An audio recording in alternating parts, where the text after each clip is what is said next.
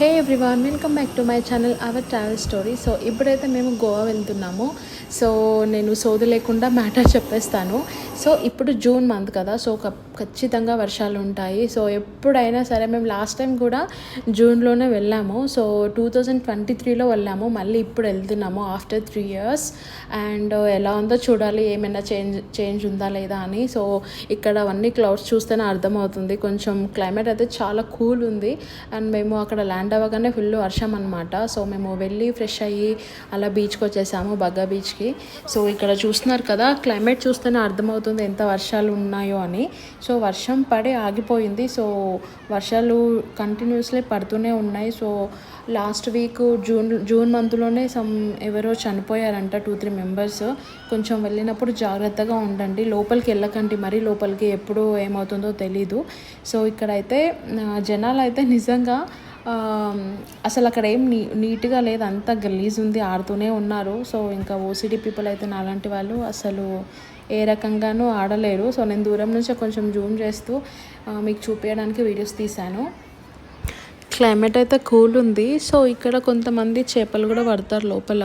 కొంచెం మరీ నీట్గా లేకుండా ఏమన్నా ఉంటే మరీ మునగడం అలాంటివి ఏం చెయ్యకండి. ఎవరెవరో వస్తారు, మునుగుతూ ఉంటారు. సో గలీజ్ ఉంటాయి వాటర్. అండ్ జస్ట్ చూసి ఉండండి. అండ్ మీరు వెళ్తే సౌత్ గోవా వెళ్ళండి, అక్కడ కొంచెం మంచిగా బీచ్లో ఆడొచ్చు అండ్ అవన్నీ చేయొచ్చు. అండ్ ఇక్కడ అంతా ఎక్కువ పబ్లిక్ ఉన్న ప్లేస్లో ఉంటే గలీజ్ ఉంటాయి వాటర్. అండ్ వర్షాకాలం కదా, సో ఇంకా మొత్తం మురికంతా అక్కడే ఉంటుంది. సో కొంచెం చూసుకోండి. అండ్ ఇక్కడ రెడ్ కలర్ కార్ ఉంది కదా, తను వచ్చి అనౌన్స్ చేస్తున్నాడు అనమాట. లాస్ట్ వీక్ చనిపోయారంట, చెప్పాను కదా. సో లోపలికి వెళ్ళకండి, ప్రాబ్లం అవుతుంది అది ఇదని చెప్పి. సో బాగా ఆడుతున్నారు, ఫోటోలు దిగుతున్నారు అని ఇవన్నీ ఏం చేయలేదు, జస్ట్ దూరం ఉండి జూమ్ చేసి అవన్నీ వీడియోస్ చేశాను. సో ప్రజెంట్ ఎలా ఉంది అని చెప్పి. సో ఈ వీడియో వచ్చేసి 2026 అండ్ జూన్ మంత్ అనమాట.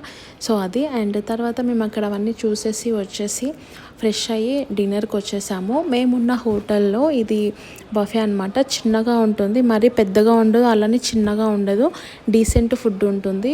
కొన్ని ఐటమ్స్ అండ్ నాన్ వెజ్లో ఒక 2-3 ఐటమ్స్ అండ్ వెజ్లో వచ్చేసి ఒక 2-3 ఐటమ్స్ అండ్ మిగతా కొన్ని స్నాక్స్ అండ్ సలాడ్స్ అలా ఉంటాయి. అండ్ రోటీస్ ఉంటాయి అదనమాట. సో ఫుడ్ అయితే డీసెంట్ ఉంటుంది, నాట్ గుడ్ నాట్ బ్యాడ్ అలా ఉంటుంది. మరీ బ్యాడ్ ఉండదు, బాగుంటుంది, ఫుడ్ బాగుంటుంది. అండ్ హోటల్ నీట్నెస్ అదంతా కూడా బాగుంటుంది, వాళ్ళు రిసీవ్ చేసుకోవడం అవన్నీ కూడా బాగుంటాయి. సో డీసెంట్గా ఉంటుంది. మేము 2023లో వచ్చినప్పుడు కూడా సేమ్ హోటల్లో ఉన్నాము. ఇక్కడ ఫ్రెండ్స్ రావచ్చు, ఫ్రెండ్స్, కపుల్స్ అండ్ ఫ్యామిలీ ఎవరైనా ఉండొచ్చు. అండ్ ఇక్కడ వచ్చేసి 5,000 to 10,000 మధ్యలో ఉంటుంది ప్రైజ్. అండ్ కొన్నిసార్లు అయితే హోటల్ రూమ్స్ అసలు దొరకవు, అన్నీ బుక్డ్ అయిపోయి ఉంటాయి. అండ్ ఇక్కడ నుంచి ఇక్కడ పంజిమ్ వెళ్ళాలన్నా, కెసినో వెళ్ళాలన్నా దగ్గర ఉంటుంది. అంటే 2023లో మేము వచ్చినప్పుడు సేమ్ జూన్ మంత్లోనే వచ్చాము. అప్పుడు తక్కువ క్రౌడెడ్ ఉండింది, బట్ ఇప్పుడు మాత్రం చాలా ఉన్నారు. అసలు వర్షం పడుతున్నా సరే జనాలు ఆడుతూనే ఉన్నారు బయట. అండ్ కొంచెం చిరాగ్గా ఉంటుంది కదా బయటికి వెళ్ళడానికి. సో అందుకని ఇంకా మేము కెసినో యాక్చువల్గా వెళ్ళాలనే ప్లాన్ ఉండింది, బట్ మళ్ళీ అక్కడికి వెళ్తే అనవసరంగా ఎందుకులే ఇంకా డబ్బులన్నీ పోగొట్టుకుంటామని చెప్పేసి అని వెళ్ళలేదు. సో కొంచెం ఇంకా రూమ్లోనే ఉన్నాము, ఎక్కడ బయట వెళ్ళకుండా. ఎందుకంటే ఫుల్ వర్షాలు అనమాట ఇక్కడ గోవాలో. కెసినో అంటే గుర్తొచ్చింది నాకు, లాస్ట్ టైం మేము వెళ్ళినప్పుడు 20,000 బొక్క పెట్టుకున్నాము అండ్ నాకు 5,000 ఇచ్చాడు ఆడమని. నేను ఆడాను, దాంతో 10,000 గెలిచాను. మళ్ళీ ఈయన బాగా టెంప్ట్ అయిపోయి ఆడాడు, ఉన్న డబ్బులు పోగొట్టాడు. మొత్తం 20,000 పోయాయి అనమాట. సో మళ్ళీ ఈసారి వెళ్దాం అన్నాడు, నేను వద్దని చెప్పాను. ఎందుకంటే వెళ్ళినాం అనుకో 20,000 కాదు 30,000 40,000 కూడా అయిపోయేటట్టు ఉంటాయని.